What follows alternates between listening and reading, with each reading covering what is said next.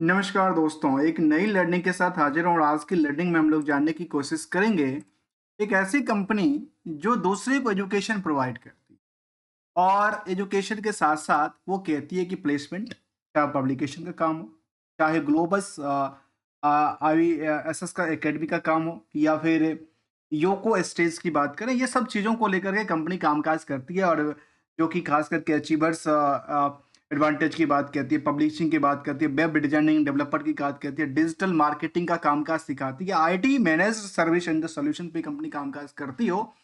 यदि इतने सारे कंपनी के पास कामकाज हैं, तो फिर इसमें निवेशकों का इंटरेस्ट भी काफी ज्यादा जुड़ा होगा और मार्केट की रिएक्शन भी जुड़ा होगा। तो चलिए हम लोग जानने की कोशिश करेंगे इस कंपनी का मार्केट की रिएक्शंस जो कि स्टॉक मार्केट में लिस्टेड है और लिस्टेड के साथ साथ ये एनएससी पे लिस्टेड है ग्लोबल एजुकेशंस के नाम से।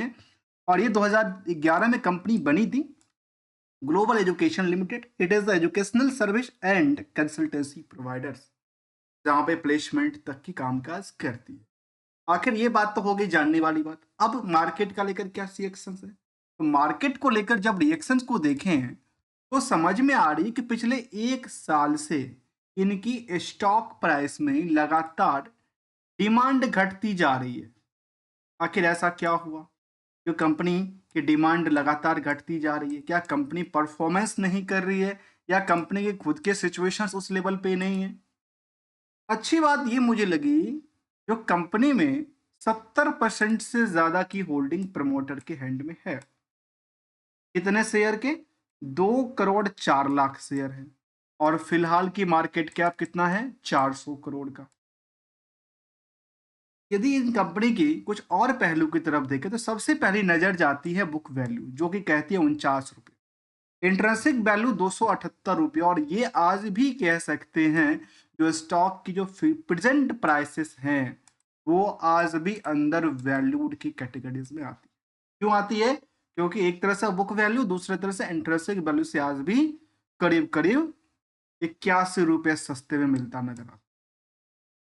जबकि इंडस्ट्रियल के बाकी कंपनियों के कंपैरिजन यहाँ पे जो क्वालिटी है इनकी 14 रुपये 40 पैसे पर शेयर कमाने की, उसको लेकर के निवेशकों की मन की बहुत ज्यादा फ्रॉड नहीं है। वो केवल 13x की भीड़ कहती है, जिसकी वजह से 197 रुपये की प्राइस फिक्स हुई। यदि आरओई और आरओसी की आंकड़ा देखें तो ये नंबर बेटर कहती है। और इसके अलावा यदि डेट टू इक्विटी बिल्कुल नील, करंट रेशियो के नंबर काफी ज्यादा है और इसको देखने के बाद ऐसा लग रहा है कि क्या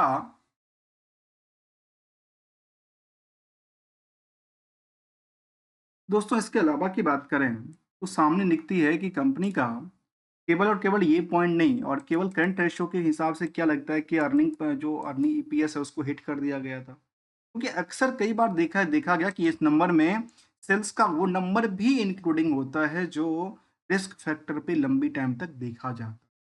जहाँ तक डिविडेंड की ट्रैक रिकॉर्ड है वो 254% की पेमेंट करती है, अच्छी बात है। और इसके अलावा यदि हम कुछ और पहलू की तरफ देखें जो कि ये तो हम सब अक्सर देखते रहते हैं, इसके अलावा की बात करें तो वो कहती है रिस्क को लेकर के। तो आखिर जो कंपनी है वो किसके लिए काम कर रही है? अपने प्रॉफिट के लिए काम कर रही है। उस प्रॉफिट के पीछे कितने रिस्क है, तो इस रिस्क को क्या जानेंगे, रिस्क एनालिसिस करेंगे, उसमें इसकी आउटपुट कितना, बिजनेस का आउटपुट क्या निकल के आती है और बिजनेस के आउटपुट से मार्केट में डिमांड क्यों इसकी लगातार घटती जा रही है उसको भी जरा अवलोकन करने की कोशिश करेंगे। जहां तक निवेशकों का सवाल है, पिछले एक साल में जिन लोगों ने निवेशकों ने यहाँ पे अपने शेयर खरीदे होंगे और ये एक्सपेक्टेशन के साथ खरीदे होंगे कि आगे चल के हमें बेनिफिट मिलेगा, शायद उनको अभी तक बेनिफिट नहीं मिला। वो तो या तो वो एसएल के साथ निकल गए होंगे अपनी लॉस को सेटअप करके, अदरवाइज वो आज भी लॉस का सामना कर रहे होंगे क्योंकि इसकी प्राइस में लगातार गिरावट दर्ज कर। चलिए अब हम इसके अगले पड़ाव की तरफ चलें तो पिछले 5 सालों के डेटाबेस को यदि चेक करके देखें तो ये 5 साल में बेटर रिटर्न क्रिएट कर चुका है और आज भी 5 साल के बेसिस पे मार्केट में डिमांड में रही है। लेकिन फिलहाल की ट्रेंडिंग की बात करूं तो लगता है कि यहां से करीब 30% से ज्यादा की इसमें गिरावट दर्ज करती नजर आई।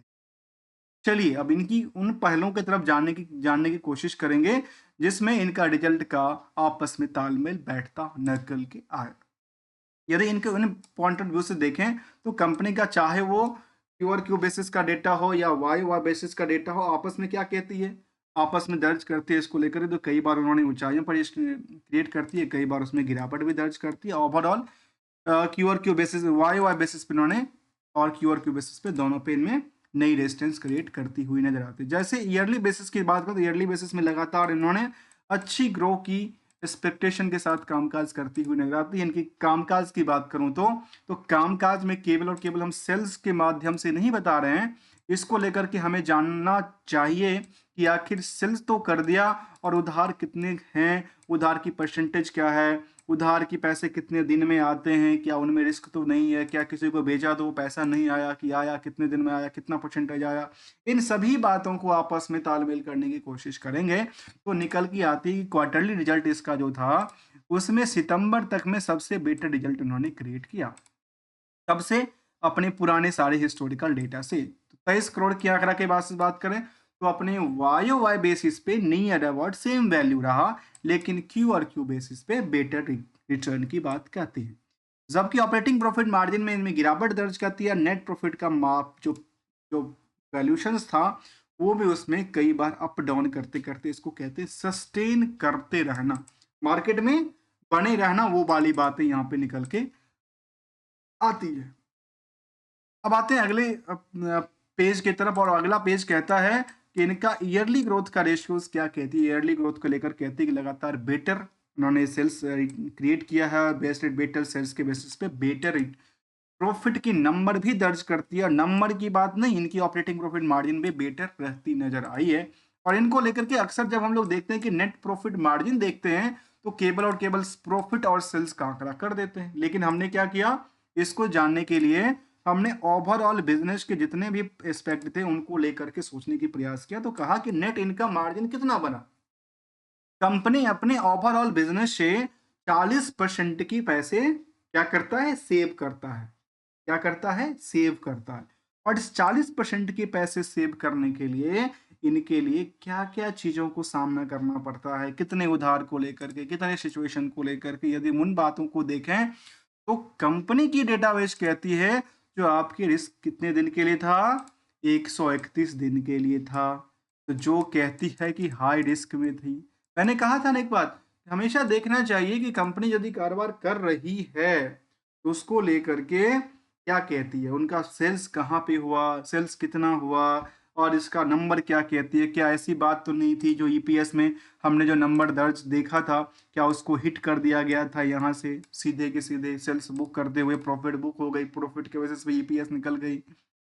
लेकिन जब आप रिस्क को देखें तो रिस्क हाई पिच है। इनकी बैलेंस शीट की पोजीशन को देखें तो ये कहती है जो रिजर्व लगातार बिल्डअप हो रही है, कर्ज कोई नहीं है, अच्छी बात है। और जब कर्ज नहीं तो वेटेज क्या बढ़ रही है, इनकी बैलेंस शीट की वेट बढ़ती नजर आती है। और इसमें सबसे बड़ी दिक्कत पता है क्या आती है, सबसे बड़ी दिक्कत आ रही है ट्रेड रिसेबल को लेकर के। और वो रिसेबल के बाद कहती है 34 करोड़ से ज्यादा, मतलब 35 करोड़, जितने इनकी अदर किसी पार्ट्स में पैसे नहीं है, उनके दो सेगमेंट के अंदर, दो लेजर के अंदर सबसे ज्यादा पैसे पड़े हुए। और ये मुझे समझ नहीं आया, जो इनका सेल्स जितना इन्होंने किया उसका 35 करोड़ उन्होंने उधार रखा है और 32 करोड़ का कर्ज भी दिया हुआ है। अब ये कर्ज किसको दिया, ये अपनी अपनी सब्सिडरी को दिया या अपनी किसको और दिया, या फिर किस सिचुएशन से गई पता नहीं, या फिर ऐसा नहीं कि कर्ज दिया कि या अदर साइड्स की पार्ट्स में डेवलप रखी है पैसे, जो खास करके वो रिसीवर्स वाली लाइबिलिटीज वाली बातें करो, जो गवर्नमेंट से कुछ लेना देना वाला बात हो। लाइबिलिटीज जो कि खास करके किसको लेकर कहते हैं, जो इनकम टैक्स पॉइंट को लेकर देखा जाए, फिर जो कि क्रेडिट पॉइंट को लेकर देखा जाए, इनको समझा जा सकता है। यदि इन सभी डेटा को बेस को यदि हमने कंक्लूजन डेटा बेस पे लिया तो हमारे समझ में आए कि 40% कमाने के सेव करने के लिए कंपनी 48% की सेल्स बेसिस पे डेटर्स का पार्ट्स रहा है। जितना भी सेल किया उसका 48%, मतलब नियरली 50% का क्या है, इनके पास उधार है। और यदि प्रॉफिट की पार्ट से इन उधार सिचुएशन को कंपेयर करेंगे तो वो ये दर्ज करते हैं कि इनके पास करीब करीब कितने हैं, 117% की बात कहती है। तो ये इनका डेटाबेस सामने दिखता है। इनको हमने समझने की कोशिश की और कंक्लूजन समझ में आए कि कंपनी के पास रिस्क तो है। उसको लेकर के, नंबर ऑफ डे को लेकर के। लेकिन जब आप ईयर ऑन ईयर बेसिस की परफॉर्मेंस लेवल को देखेंगे तो ये कहते हैं कि सेल्स में लगातार बेटर थी, लेकिन पिछले 1 साल से थोड़ा-सा गिर चल रहा है। ऐसे ही पहले की सिचुएशन थी, ऐसे ही पहले की सिचुएशन थी। यहाँ पे केवल और केवल 1 साल से टीटीएम के बेसिस पे थोड़ा-सा नेगेटिव इम्पैक्ट डालती हुई नज़र आ रही है। जबकि निवेशकों का इंटरेस्ट देखें तो 20,000 से ज़्यादा निवेशक हैं कंपनी में, और कोई भी बल्क डील या कोई ऑपरेटर गेम की तरफ अभी मूव नहीं करती नज़र आती है, जो अच्छी बात निकल के आती है। और इसमें कोई भी बड़ी निवेशक नहीं है। कुछ निवेशक का नाम तो आता है, अब क्या ये निवेशक क्या बड़े निवेशक है, तो कहते हैं नहीं, ये तो एक ही कंपनी में निवेशक हैं। 20,000 से ज़्यादा निवेशक है इस कंपनी में। और लेटेस्ट अपडेट भी क्या कहती है इसको लेकर के, फिलहाल कोई ऐसा अपडेट नहीं था। और इसको इन्होंने एक लेटेस्ट अपडेट निकल के आई थी। उन्होंने कहा कि एजुकेशनल्स लिमिटेड जो था, educations limited has inform regarding the acquisition of the equity share of the Rishiraj Infravisions private limited. इन्होंने एक कंपनी का वो एक्वायर करती हुई नजर आई, तो ये इनका डेटाबेस कहती है। और इसके अलावा यदि हम उन बातों को देखें जहाँ पीयर्स में कहती है कि शांतिज एजुकेशंस हैं, वेंटेज नॉलेज हैं, वेदांत वेरांदा लर्निंग जैसे कंपनी भी शामिल है। कुछ कंपनी के ऊपर हमने ऑलरेडी डिटेल स्टडी करके रखा हुआ, और कुछ कंपनी की हमारी पेंडिंग थी। हमने सोचा कि क्यों नहीं इसको इस तरह से स्टडी करते हैं और समझने की कोशिश करते हैं।